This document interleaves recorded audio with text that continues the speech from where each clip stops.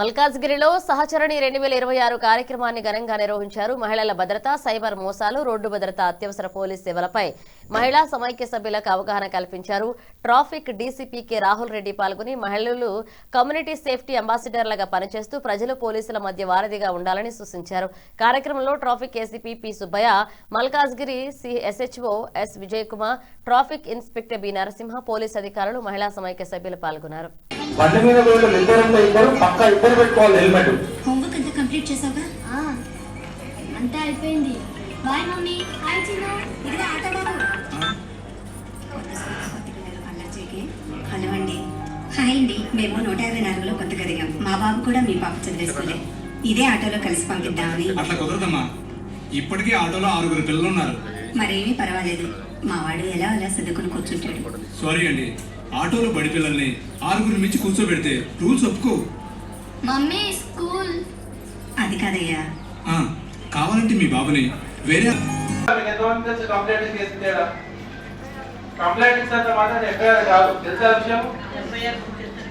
FIR book చేస్తేనే FIR వచ్చింది. So ఆ విషయం కూడా చాలా మందికి తెలియదు. పోయి కంప్లైంట్ చేయగానే ఆటోమేటిక్ కేసు అయిపోతుంది, మాకు న్యాయం జరుగుతుంది అనుకుంటారు. అట్లుండదు. చట్టంలో పోలీసులు ఎంత యాక్టివ్గా ఉన్నా కానీ చట్టం గురించి కంప్లైంట్ కానివ్వండి, లేకపోతే అక్యూజ్డ్ కానివ్వండి, మీ మీద ఎవరైనా కంప్లైంట్ ఇస్తే మీకు చట్టం తెలియాల్సిన అవసరం ఎంతగానో ఉంది. అది మాత్రమే కాకుండా ఇప్పుడు మీరు వీడియోలు చూసి యాక్సిడెంట్ వీడియో, అవి ఏది కూడా సినిమాలలో కంటిన్యూ చేసిన వీడియోలు కాదు. మనకు తెలిసిన వాళ్ళు, మనకు కావాల్సిన వాళ్ళు, మన రిలేటివ్స్ అయి కూడా ఉండొచ్చు, లేకపోతే మనమే అయి ఉండొచ్చు పొద్దున. సో మనం ఏదో అనుకుంటాం, ఒక చిన్న ఏముందరే హెల్మెట్ వాళ్ళు పెట్టుకోకపోతే ఏమవుతుంది అని చెప్పి. బట్ అక్కడ ఒక చిన్న తప్పు will lead to death, that will drag the family మొత్తాన్ని రోడ్డు మీద తీసుకొస్తుంది. ఒక యాక్సిడెంట్ ఎప్పుడు అదే అంటారు, యాక్సిడెంట్ జరిగినప్పుడు ఆ మనిషికి అన్యాయం జరగదు, ఆ మొత్తం కుటుంబానికి అన్యాయం జరుగుతుంది. ఇప్పుడు కూడా మీరు జనరల్లీ మీ ఇంట్లో మీ కొడుకులు లేకపోతే కూతుళ్ళు హస్బెండ్స్ వెళ్ళినప్పుడు తప్పకుండా హెల్మెట్ పెట్టుకోమని చెప్పాలి.